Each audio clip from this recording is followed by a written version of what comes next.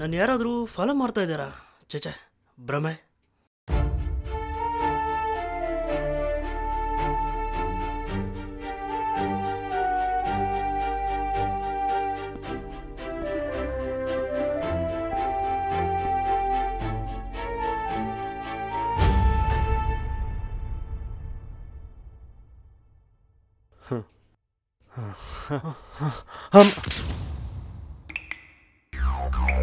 Sir ನೀವಾ?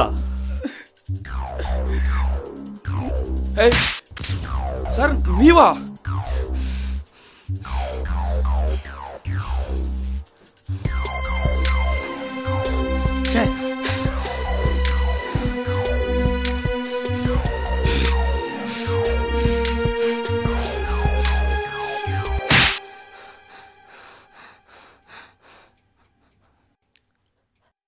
Sir ನೀವಾ?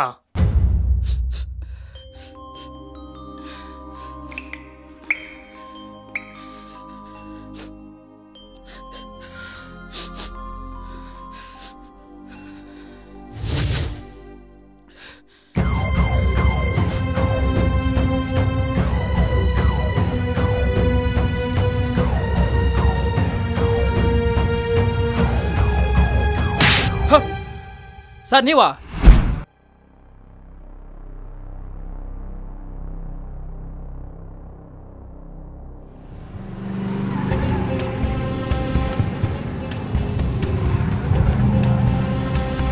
Sir ನಿಲ್ಸಿ ಸರ್, ಎಲ್ಲ ಬಿಡಿ ಸರ್.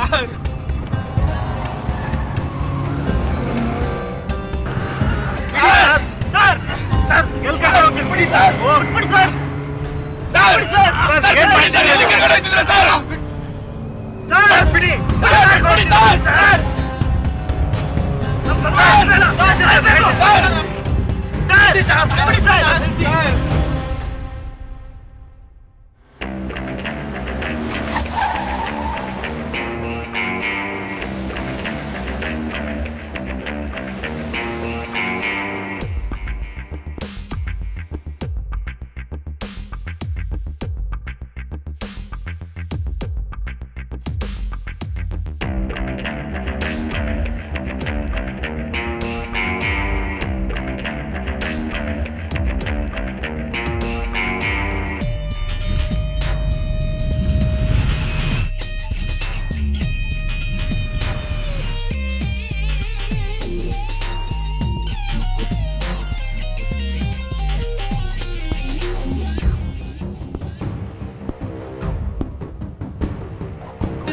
ಬಿಟ್ಬಿಡಿ ಸರ್. ಬೇಡ ಸರ್.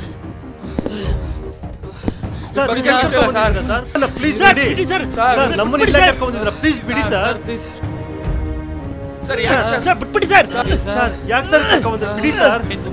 ಬೇಡ ಸರ್. Sir please sir. ಯಾಕೆ ಇಲ್ಲಿ ಕರ್ಕೊಂಡು ಬಂದ್ರಿ? ಬೇಡ ಸರ್. ಬಿಟ್ಬಿಡಿ ಸರ್, ನಮ್ಮನ್ನ ಬಿಟ್ಬಿಡಿ ಸರ್. ಬೇಡ ಸರ್. ಸರ್ ಪ್ಲೀಸ್ ಬೇಡ ಸರ್. ಬೇಡ ಸರ್. ಬಿಟ್ಬಿಡಿ ಸರ್. ಬೇಡ ಸರ್. ಸರ್ ಬೇಡ ಸರ್. ಬಿಟ್ಬಿಡಿ ಸರ್. ಬೇಡ ಸರ್. ಸರ್ ಪ್ಲೀಸ್ ಬೇಡ ಬಿಡಿ ಸರ್. ಸರ್. ಸರ್ ಬಿಟ್ಬಿಡಿ ಸರ್. ಸರ್ ಬದುಕಕ್ಕೆ ಇಷ್ಟ ಇಲ್ಲ ಸರ್. ಬಿಟ್ಬಿಡಿ ಸರ್. ಬಿಟ್ಬಿಡಿ ಸರ್. ಬೇಡ ಸರ್. ಪ್ಲೀಸ್.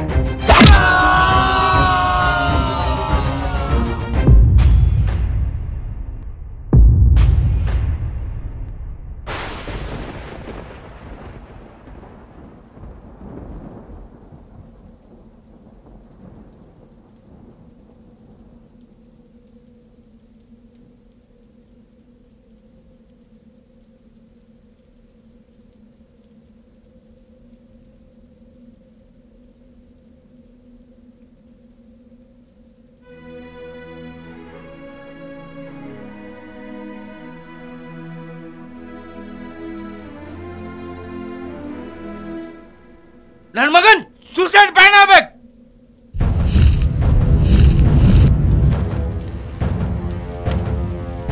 ನನ್ ನೋಡ್ ಶಾಕ್ ಆಯ್ತಾ?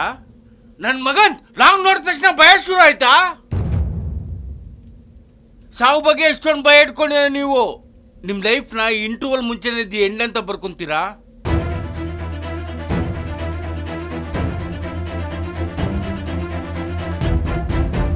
ಏನಪ್ಪ ಇವನು ಸೂಸೈಡ್ ಮಾಡ್ಕೊಂಡೋಗಿ ಹೊಟ್ಟಿರೋರ್ನ ಎಲ್ಲೋ ಕರ್ಕೊಂಬಂದು ವಿಷ್ಣು ಸರ್ ಬುಕ್ ಯಾಕೆ ಕೊಟ್ಟಿದ್ದೇನೆ ಅಂತ ಕನ್ಫ್ಯೂಸ್ ಆಗ್ತಿದ್ದೀರಾ?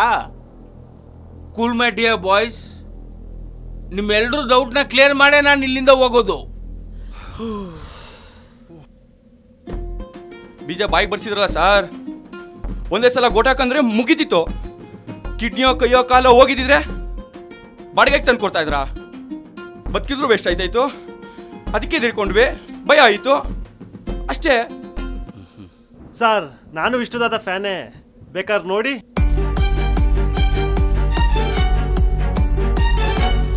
ಯಾವ ಥರ ಫ್ಯಾನ್ಸು? ಅವ್ರದ್ದು ಎಲ್ಲ ಸಿನಿಮಾನ ನೋಡಿದ್ದೀನಿ, ಒಂದು ಮಿಸ್ ಮಾಡಿಲ್ಲ. ಸರ್ ನಾನು ಚಿಕ್ಕವನಿದ್ದಾಗ ಪೇಪರ್ನಲ್ಲಿ ದಾದವರು ತಲೆ ಬೋಳ್ಸ್ಕೊಂಡಿರೋ ಮುತ್ತಿನ ಹಾರ ಸಿನಿಮಾ ಪೋಸ್ಟ್ ಬರ್ತಾ ಇತ್ತು. ಅದನ್ನ ನೋಡಿ ಮನೇಲಿ ಹಠ ಮಾಡಿ ನಾನು ತಲೆ ಬೋಳ್ಸ್ಕೊಂಡಿದ್ದೆ ಅಂತೀನಿ. ಅದಕ್ಕೆ ಗುರು ನಿನಗಿನ್ನೂ ಸರಿಯಾಗಿ ಕೂದಲೇ ಬೆಳೆದಿಲ್ಲ ಅನ್ಸುತ್ತೆ. ನನ್ನ ಕತೆ ಕೇಳಿಲಿ, ಅದೇ ಮುತ್ತಿನ ಸಿನಿಮಾ ನಮ್ಮೂರು ಟೆಂಟ್ ರಿಲೀಸ್ ಆಗಿತ್ತು. ಆಗ ನಾನು ತುಂಬಾ ಚಿಕ್ಕವನು. ನಮ್ಮ ಅಪ್ಪ ಅಮ್ಮ ಸಿನಿಮಾ ನೋಡೋ ಕರ್ಕೊಂಡು ಹೋಗಿದ್ರು. ಸ್ಕ್ರೀನ್ ಮೇಲೆ ದಾದವ್ರ ತಲೆ ಬಿಡ್ಸೋ ಸೀನ್ ಬಂತು. ನೋಡ್ಬಿಟ್ಟು ತಡ್ಕೊಳಕ್ ಆಗ್ಲಿಲ್ಲ. ಹತ್ತು ಕರ್ದು ರಂಪಾಟ ಮಾಡಿ ಯಾರಿಗೂ ಸಿನಿಮಾ ನೋಡಕ್ಕೆ ಬಿಟ್ಟಿಲ್ಲ ಅಂತೀನಿ. ಸರಿಯಾಗಿ ಕೊಟ್ಲೆ ಕೊಟ್ಟಿದ್ದೆ ಗುರು. ಸರಿ, ಅದಿರ್ಲಿ ನನ್ ಕೇಳಿ ಸರ್, ನಮ್ಮ ವಿಷ್ಣುದಾದ ಬಗ್ಗೆ ಬೇರೆ ಹೀರೋ ಫ್ಯಾನ್ಸ್ ಯಾರು ಮಾತಾಡಿದ್ರೆ ಸುಮ್ಮನೆ ಇರ್ತಿರ್ಲಿಲ್ಲ, ಜಗ್ಲಕ್ಕೆ ಬೀಳ್ತಾ ಇದ್ವಿ. ಹೌದು. ಏನ್ ಫ್ಯಾನ್ಸ್ ವಾರ? ಸರ್ ದಾದವರು ಎಲ್ಲ ಸಿನಿಮಾ ರಿಲೀಸ್ ಆದಾಗ ನಾವು ಹಬ್ಬದ ತರ ಸೆಲೆಬ್ರೇಷನ್ ಮಾಡ್ತಾ ಇದ್ವಿ ಸರ್.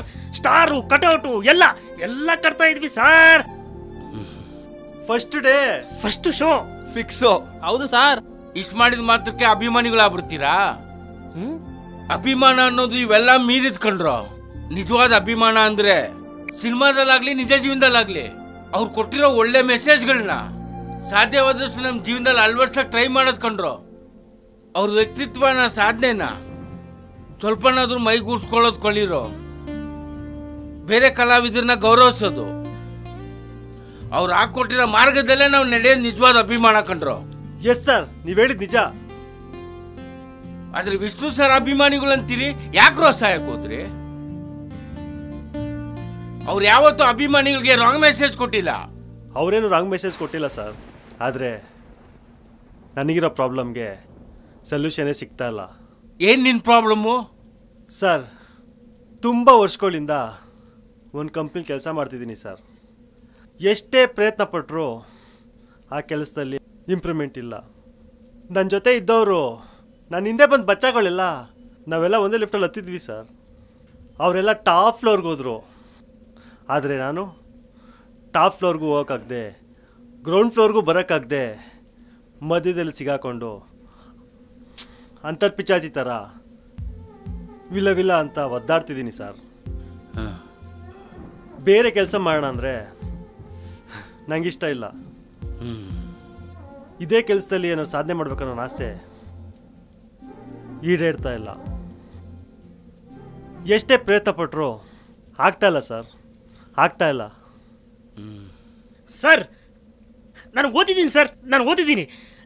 ಜೀವನದಲ್ಲಿ ಕಷ್ಟಪಟ್ಟ ಮೇಲೆ ಬರೋಕೆ ನಾನು ರೆಡಿ ಇದ್ದೀನಿ ಸರ್, ರೆಡಿ ಇದ್ದೀನಿ ಸರ್. ನಾನು ಸೋಂಬೇರಿ ಅಲ್ಲ ಸರ್, ಸರ್ ನಾನು ದಡ್ಡನೂ ಅಲ್ಲ. ಅದೇ ಕೆಲಸ ಬೇಕು, ಇದೇ ಕೆಲಸ ಬೇಕು ಅಂತೆಲ್ಲ ಏನೂ ಇಲ್ಲ ಸರ್. ಯಾವುದೇ ಕೆಲಸ ಕೊಟ್ಟರು ನಿಯತ್ತಿಂದ ಮಾಡ್ತೀನಿ ಸರ್, ನಾನು ನಿಯತ್ತಿಂದ ಮಾಡ್ತೀನಿ. ಆದರೆ ಯಾವುದೂ ಕೆಲಸ ಸಿಗ್ತಾ ಇಲ್ಲ ಸರ್, ಸಿಗ್ತಾ ಇಲ್ಲ. ಸಿಕ್ಕಿದ್ರು 3 ತಿಂಗಳು 6 ತಿಂಗಳು, 6 ತಿಂಗಳ ಮೇಲೆ 6 ದಿನ ಎಕ್ಸ್ಟ್ರಾ ಅಷ್ಟೇ ಸರ್, ಅಷ್ಟೇ ಅಷ್ಟೇ ಅಷ್ಟೇ. ಹಾಳಾಗಿ ಹೋಗ್ಲಿ, ಜಾಬ್ ಹಾಳಾಗಿ ಹೋಗ್ಲಿ ಸರ್. ಬಿಸ್ನೆಸ್ ಆದ್ರೂ ಮಾಡೋಣ ಅಂದರೆ ನಮ್ದವರೇ ಮೋಸ ಮಾಡ್ತಾರೆ ಸರ್, ನಮ್ದವರೇ ಮೋಸ ಮಾಡ್ತಾರೆ. ಬೆನ್ನು ತಟ್ಟರು ಅಂದರೆ ಬೆನ್ನಿಗೆ ಎರಿತಾರೆ ಸರ್, ಬೆನ್ನಿಗೆ ಎರಿತಾರೆ. ಹೀಗಾಗಿ ಯಾವ ಕೆಲಸನೂ ಕೈ ಹಿಡಿತಾ ಇಲ್ಲ ಸರ್, ಯಾವುದು ಕೈ ಹಿಡಿತಾ ಇಲ್ಲ. ಛೇ, ಹೀಗಾಗಿ ಎಲ್ಲ loss loss loss loss.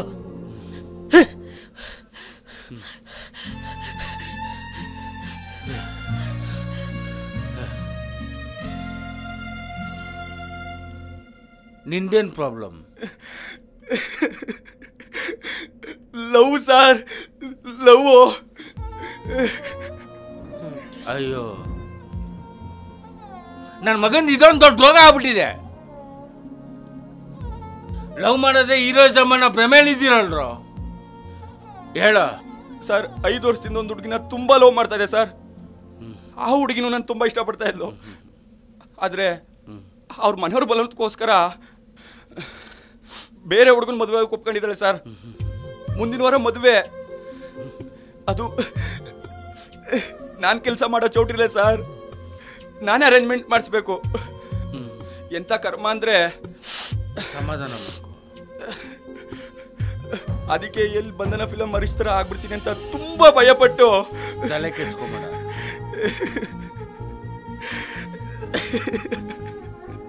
Suicide ಮಾಡ್ಕೊಳಕ್ ಬಂದೆ ಸರ್. ಬಂಧನ ಸಿನಿಮಾ ಹರೀಶ್ ಅವ್ರ ಥರನೇ ಯಾಕೆ? ಸೂರ್ಯವಂಶದ ಕನಕಮೂರ್ತಿ ಥರ ಇನ್ನೊಂದು ಹುಡುಗಿನ ಮದುವೆಯಾಗಿ ಲೈಫಲ್ಲಿ ಮುಂದೆ ಬರ್ಬೋದಿತ್ತಲ್ವಾ? ಎಲ್ಲ ನೆಗೆಟಿವಾ? ಪಾಸಿಟಿವ್ ವಿಷಯಗಳು ನೀವು ಯಾಕೆ ತಗೊಳ್ಳಲ್ಲ? ಸರ್ ಹೌದು, love is part of life ಅಷ್ಟೇ, ಅದೇ ಜೀವನ ಅಲ್ಲ ಕಂಡ್ರು. ಸರ್ ಗಂಡು ಮಕ್ಳಾಗ್ತಾವೆ ಅಂತ ತುಂಬ ಆಸೆ ಇಟ್ಕೊಂಡಿದ್ದೆ ಸರ್.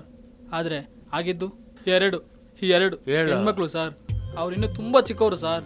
ಮುಂದೆ ಅವ್ರ ಎಜುಕೇಷನು, ಅವ್ರ ಮದುವೆ, ಅವ್ರ ಫ್ಯೂಚರು ನೆನೆಸ್ಕೊಂಡು ತುಂಬ ಭಯ ಆಗಿ ಅದಕ್ಕೆ ಸೂಸೈಡ್ ಮಾಡ್ಕೊಂಡು ಬಂದ.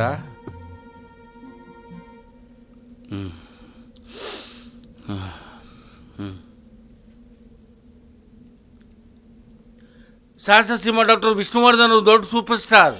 ಮೇಲು ವ್ಯಕ್ತಿತ್ವ ಎಲ್ಲವನ್ನೂ ಎದುರಿಸಿದ್ರು, ಬಿದ್ದ ಕಡೆ ಎದ್ದು ನಿಂತರು, ಬದುಕಿನ ಉದ್ದಕ್ಕೂ ಹೋರಾಟ ಮಾಡಿದ್ರು, ಬದುಕಿನ ಪ್ರೀತಿಸಿದ್ರು. ಆ ಮೂಲಕ ನಮ್ಮಂಥವ್ರಿಗೆ ಒಂದು ಉದಾಹರಣೆ ನಿಂತ್ಬಿಟ್ರು. ನನ್ಗೆ ಅವ್ರ ಬದುಕೇ ಮಾದರಿ, ಅವ್ರ ಆದರ್ಶಗಳೇ ನನ್ನ ಪಾಠಗಳು ಕಂಡ್ರು. ಆದರೆ ನಾವು ಯಾರೋ ಹುಡುಗಿ ಕೈ ಕೊಟ್ಲು ಅಂತ, ಅಪ್ಪ ಅಮ್ಮ ಬೈದ್ರು ಅಂತ, ಫೈಲ್ ಆದ್ವಿ ಅಂತ, ಮುಂದೆ ಕೆಲಸ ಸಿಗೋದೇ ಇಲ್ಲ ಅಂತ,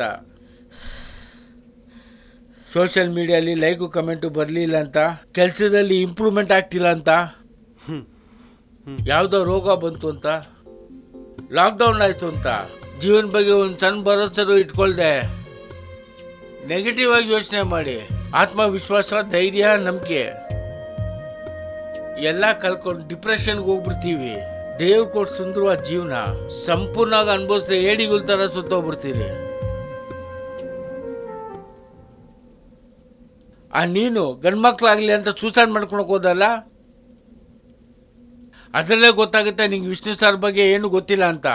ಅಲ್ಲೋ ದೊಡ್ಡ, ವಿಷ್ಣು ಸರ್ ಮನ್ಸು ಮಾಡಿದ್ರೆ ಇಬ್ಬರು ಗಂಡ್ಮಕ್ಳನ್ನ ದತ್ತಕ್ಕೆ ತಗೊಂಡು ತನ್ನ ಆಸ್ತಿಗೆ, ಲಕ್ಷಾಂತರ ಅಭಿಮಾನಿಗಳಿಗೆ ಉತ್ತರಾಧಿಕಾರಿ ನೇಮಿಸೋಬೋದಿತ್ತು. ಆದರೆ ಅವ್ರು ನಿಜವಾದ ಜೀವನದಲ್ಲಾಗಲಿ ಸಿನಿಮಾದಲ್ಲಾಗಲಿ ಹೆಣ್ಮಕ್ಳನ್ನ ತುಂಬ ಗೌರವಿಸ್ತಾ ಇದ್ರು. ಅದನ್ನ ನೋಡಿ ಇನ್ನೊಬ್ಬರು ಹೆಣ್ಮಕ್ಳನ್ನ ಗೌರವಿಸೋ ಥರ ಮಾಡಿದ್ರು. ಆ ಮೂಲಕ ಸಮಾಜಕ್ಕೆ ಗಂಡಿಗಿಂತ ಹೆಣ್ಣಿನ ಅಗತ್ಯ ಇದೆ ಅಂತ ತೋರಿಸಿದ್ರು. ಅವ್ರು ಮಾತಾಡಿದ್ಕಿಂತ ಮಾಡಿ ತೋರಿಸಿದ್ರೆ ಜಾಸ್ತಿ ಕಂಡ್ರು. ಹಣ, ಆಸ್ತಿ, ಅಂತಸ್ತು ಹಿಂದೆ ಹೋಗೋ ಕೆಟ್ಟ ಪ್ರಪಂಚ ಇದು. ಅಂಥದ್ರಲ್ಲೇ ಅವರು ತಮ್ಮಷ್ಟೇ ಸರಳ ವ್ಯಕ್ತಿತ್ವವೇ ಇರೋ ಹುಡುಗನ ಜೊತೆ ತನ್ನ ದೊಡ್ಡ ಮಗಳು ಮದುವೆ ಮಾಡಿ ಆದರ್ಶ ಮೆರೆದ್ರು. ಇಂಥ ಒಂದು ಜನ್ಮದಲ್ಲಿ ಅವ್ರು ಎಷ್ಟೋ ಆದರ್ಶಗಳನ್ನ ಉಳ್ಸ್ಕೊಂಡು ಹೋಗೋರೆ. ಅದನ್ನ ನಾವು ಮಾದರಿಗಳಾಗಿ ಇಟ್ಕೊಂಡು ಬದುಕಟ್ಕೊಳ್ಳೋದು. ಆತ್ಮಹತ್ಯೆ ಮಾಡ್ಕೊಂಡ್ರೆ ನೀವು ಅಭಿಮಾನಿಗಳು ಅಲ್ಲ, ಮನುಷ್ಯರು ಅಂತ ಮೊದಲೇ ಅಲ್ಲ ಕಣ ನನ್ನ ಮಗಂತ.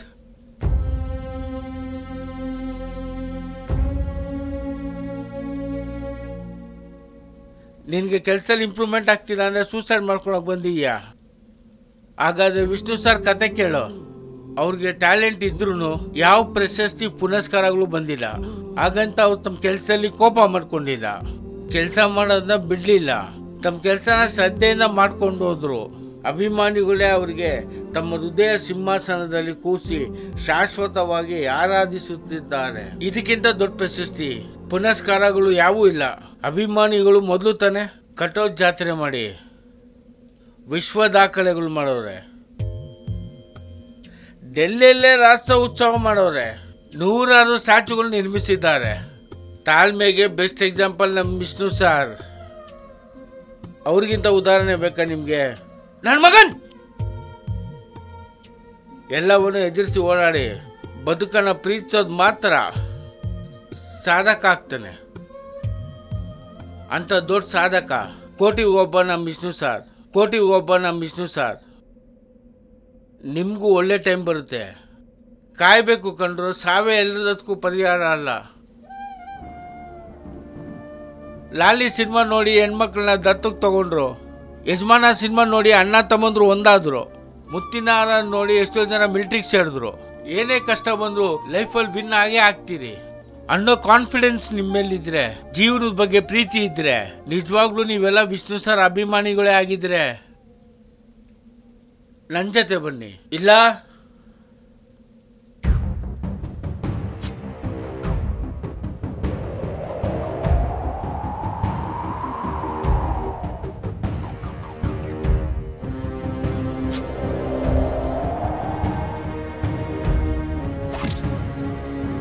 ಸಾಯಕ್ ನಿಮ್ಗೆ 2 ಆಪ್ಷನ್ ಇದೆ. ಚಾಯ್ಸ್ ಇಸ್ ಯುವರ್ಸ್ ನನ್ನ ಮಗನ್.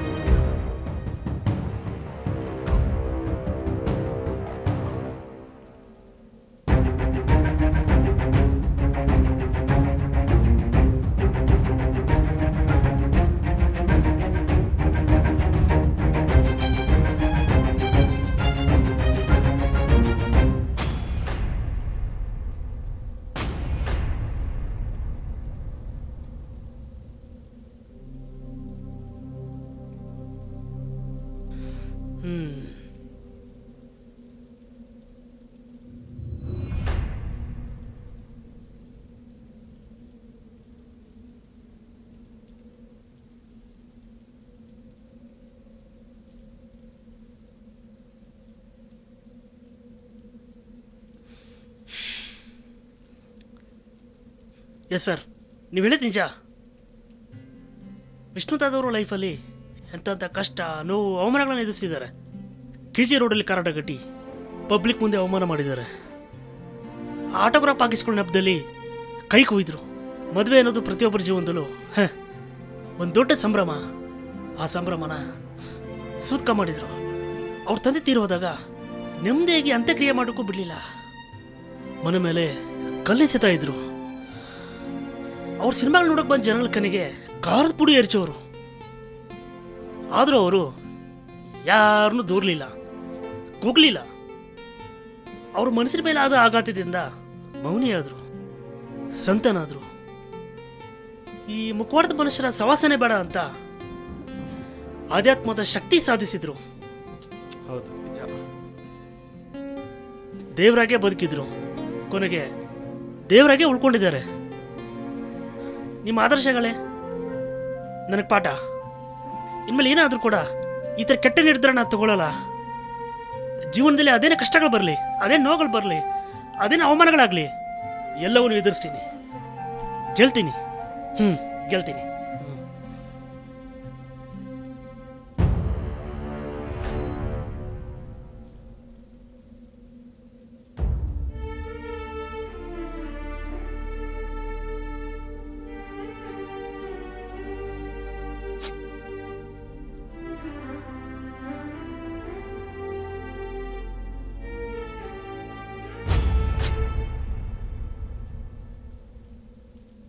ಕಳೆದು ಹೋಗುತ್ತಿವೆ ಬದುಕಿನ ಸಂತೆಯೊಳಗೆ ದಿಕ್ಕೆಟ್ಟ ಮನಸ್ಸುಗಳು. ನಾಳೆಯ ನಂಬಿಕೆಗಳ ಅಕ್ಷರಶಃ ಮಾರಾಟ ಮಾಡಿ. ಸಂಜೆ ಸೂರ್ಯನಿಗೂ ಇದೆ ನಾಳೆಯ ಭರವಸೆ. ಬರಡು ಭೂಮಿಗೂ ಇದೆ ಮಳೆ ಹನಿಯ ಒಂದು ಸಣ್ಣ ಆಸೆ. ಬದುಕಿನ ದಿನಚರಿಯ ಪುಟಗಳನ್ನು ಮುಗಿಸುವ ಓ ಮನವೇ, ಬದುಕಿನ ದಿನಚರಿಯ ಪುಟಗಳನ್ನು ಮುಗಿಸುವ ಓ ಮನವೇ ಸ್ವಲ್ಪ ತಾಳು. ರಾಮಾಚಾರಿಯ ಹೋರಾಟದ ಬದುಕೇ ನಿನಗೆ ಸ್ಫೂರ್ತಿಯಲ್ಲವೇ? ಕಾರ್ಗತ್ತಲ ದಾರಿಯ ಹೆಜ್ಜೆಗಳಿಗೆ ಅವರು ದಾರಿದೀಪ. ಇಟ್ಟ ದೃಢ ಹೆಜ್ಜೆಯಲ್ಲಿ ಅವರು ಗೆಲುವಿನ ಪ್ರತಿರೂಪ. ಅವರು ಗೆಲುವಿನ ಪ್ರತಿರೂಪ.